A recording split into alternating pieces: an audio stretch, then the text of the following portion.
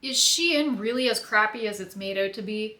Is Chanel really worth its extravagant price tag? Today I'm going to put these two tweed-style jackets to the test, all while sprinkling in a couple controversial opinions, and I'm saving the spiciest ones for last, so stick around. The first controversial opinion, and actually this one is pretty tame and not that controversial at all the more I think about it, is that a higher price point does not always correspond to higher quality. But often it does, and that is definitely the case here. Let's start with the fabric. The fabric on the Chanel jacket is a bit softer than the Shein one. I'm sure it was made with finer threads, which are typically more expensive, but result in a softer fabric, generally speaking. Now, interestingly, neither of these jackets are made out of wool, which typically tweed is. Unsurprisingly, the Shein jacket is 100% polyester, while the Chanel jacket is primarily linen and cotton, which I think is cool. That said, it does have 10% nylon and 6% acrylic, which I think is less cool. The Chanel jacket also has a lining, which is 95% silk and 5% elastane. The latter adds stretchiness to the fabric because a woven silk like this is not going to stretch on its own. The Shein jacket has no lining, which we're going to talk more about in a second, but as you may have guessed, that makes it cheaper to produce. Last thing I'll say about the fabric is that the fabric on the Shein jacket is woven more loosely. If I rub the fabric of the Chanel jacket between my fingers, it feels more stable, whereas the threads of the Shein jacket feel like they're spreading apart a bit more. This isn't the end of the world, however, it does make it more likely that the jacket will rip because there is more space between the threads for it to potentially get caught on something and rip. Next, we're going to talk about construction, and there is a lot to cover here, okay? So first of all, we have the shaping, which is one of my favorite parts. The Chanel jacket has darts. Actually, they're technically princess seams, but I'm not going to explain what that is right now. We're just going to pretend they're darts. If you look at this pattern piece, these triangles are what darts look like when they're on the pattern that gets cut out in fabric. See, if I fold this triangle of fabric, it looks like there's room for a boob there now.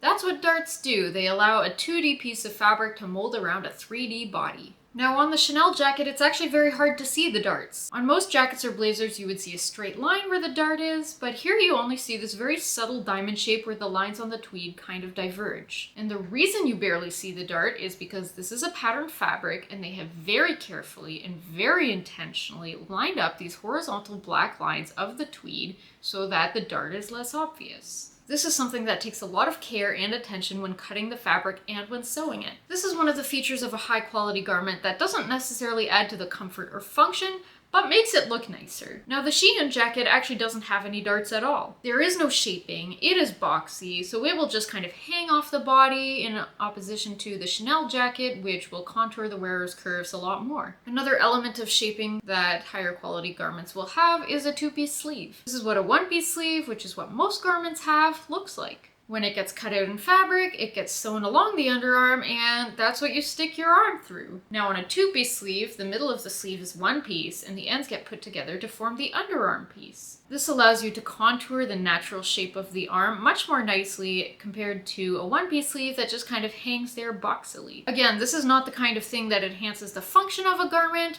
but it makes all the difference between, say, seeing a guy in a regular schmegular suit and thinking, okay, whatever, guy in a suit, and seeing a guy in a well-tailored suit and thinking, wow, that is a beautiful suit. Or you might not even notice the suit and just think, wow, that's a beautiful man. But it's not the man, it's the suit, and it's because it has a two-piece sleeve and impeccable shaping elsewhere in the bodice and the pants. Take note, fellas. The Chanel jacket also has a zipper on the sleeve, which is helpful because with such a fitted sleeve like this, if you were to want to roll up your sleeves for whatever reason, it would be difficult, so a zipper allows for that. The Shein jacket actually also has a two-piece sleeve, which is hilarious. I did not expect that. However, it doesn't seem to have contributed to the shape a lot because it's still a fairly boxy sleeve. I will say that an advantage of a two-piece sleeve for those of you who like to sew or want to be a designer is that you can save fabric and thus save money because you don't have this huge honking piece to cut out. You can kind of lay the pieces a little bit more strategically on the fabric. Final element of shaping I'll talk about is this little triangle in the armpit. This is called a gusset, and it makes it so that the body of the jacket rides up less when you lift your arm. So that is a nice functional addition that many higher quality garments have. Another element of the construction that I want to talk about, and I hope you're not getting bored because I freaking love this stuff so much,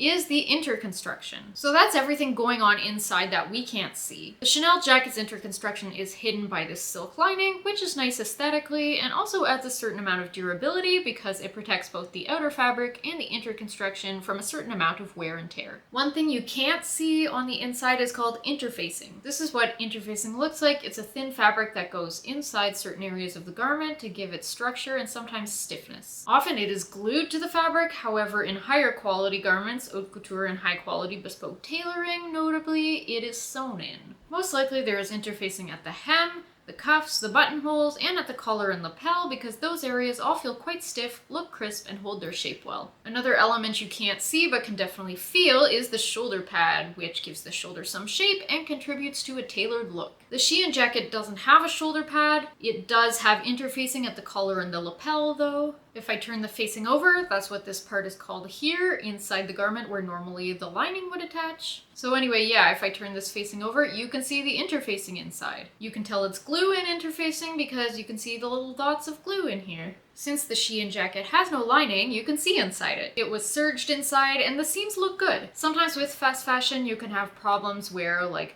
the tension of the seam is wacky or it's not straight, but neither of those things seem to be an issue here. There are a few loose threads though, which is not great. Last thing I'm going to talk about before sharing my potentially controversial opinions is closures and embellishments. So obviously both these jackets close with buttons. Chanel's are nicer, they say Chanel in Paris on them. Does that matter? Not really. Although it does add to the cost, at least a little bit. They're probably not that expensive, these buttons. And of course it adds to the prestige. The Shein jacket only has 2 buttons and they're not sewn on quite as well. There are some loose threads. It also has this really interesting braid detail, which, like, I don't know how that was made, but presumably it required effort. So maybe this piece was on the more expensive end of Shein's range. I don't know how much it would have cost new. I bought it secondhand off Poshmark.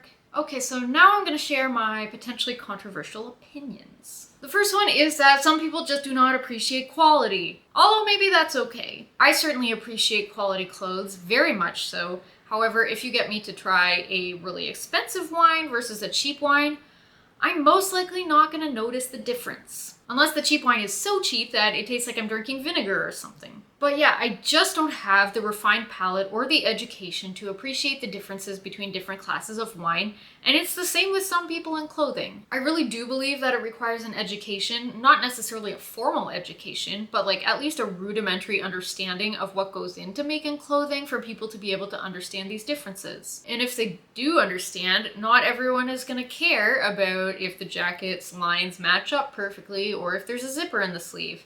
And that's fine. That being said, I'm not saying you should buy fast fashion. I am not saying that at all. That is the third point I'm going to get to in just a second. Second potentially controversial opinion. I don't think that Chanel or other big name designer brands are necessarily that special in terms of construction compared to other high-end brands in the contemporary or luxury space. I'm talking about ready-to-wear here, by the way, not haute couture. Haute couture is obviously a completely different ballgame. Check out my video about a Chanel haute couture blouse from the 70s that I bought if you want to understand what puts haute couture on a completely different level. Okay, back to my main point. I'm not saying that Chanel or Dior or other high-end big-name designer brands' products are not special. I literally just spent however many minutes explaining to you what makes this Chanel jacket so special. It's just that other brands that are maybe less well-known, such as contemporary brands like Smythe or Veronica Beard, for instance, that would cost 1/10 of the price, have very comparable construction and quality in my estimation. They might have slightly less complex construction or slightly cheaper fabrics or trims, but most likely not noticeably so. Anyway, my point is, you don't have to buy Chanel to get really high quality cream of the crop products. And if you're not looking for cream of the crop quality, if good quality or even it'll do quality is good enough for you, and frankly a lot of the time it is for me too, then you don't need to buy from these high-end contemporary brands at all. I would never buy fast fashion new anymore, never, never, never. However, this Shein jacket that I bought secondhand you bet I'll wear the heck out of it and do my best to take very good care of it. Alright, last controversial opinion, and this one probably actually will be controversial, is that I don't think anyone has the right to buy fast fashion, especially not new. Fast fashion has been documented to be perpetuating extraordinarily bad human rights and environmental abuses, and I don't think anybody has the right to contribute to that. Sorry. Now, a few nuances here. Now, a lot of people are like, yeah, but luxury brands are also bad and are also involved in human rights and environmental abuses. Yes, some of them are. Absolutely do your research before shopping at luxury brands. I personally don't really trust luxury brands myself, and in general, I typically buy clothing secondhand unless it's from a brand that is really transparent about its ethical practices. Notably, Canadian brands Encircled and Studio D, where I've gotten my most recent clothing purchases. However, not all luxury brands produce unethically, and the price point of luxury brands makes it so that people are more likely to save up for and treasure the items they buy instead of buying a huge haul of stuff they'll wear once, if that, and then throw out. It's just not possible for fast fashion brands that churn out a huge number of new styles all the time for very low prices, like less than $20 for any item is a definite red flag in my opinion, to be ethical. It's just not. Now, I understand that for some people, in particular people who are poor and plus size, it can be very hard and even impossible to find the clothing that you need to meet your day-to-day needs without turning to fast fashion. I have a couple friends for whom this is the case, and you know what? They're not banging on about how they have a right to buy fast fashion, even though for them it is sometimes a necessity. They truly wish they had other options. So if this is you, be like my friends. Buy sparingly, only when you really need to, and if you have other choices, make those other choices. But if you do already have fast fashion pieces, wear them and love them and treat them right. Alright, thanks so much for watching. I'll see you in the next video.